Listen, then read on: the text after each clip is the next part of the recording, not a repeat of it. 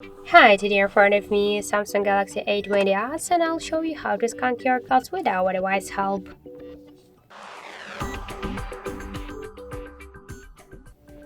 So first we should open the control panel and find here scan QR codes icon. If you don't see this option here, click to this plus and select one from this the scan QR code from one from these icons. Hold it and drag it to your panel, then tap to done to save the changes.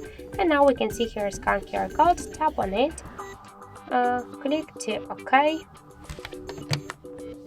and now let's just place our QR code here, and we can see here the web page.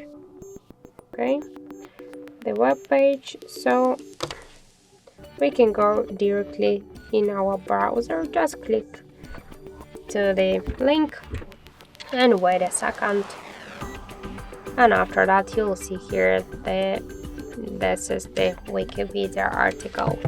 So that's it. Thank you for watching, and if you find this video helpful, don't forget to leave a like, comment and to subscribe our channel.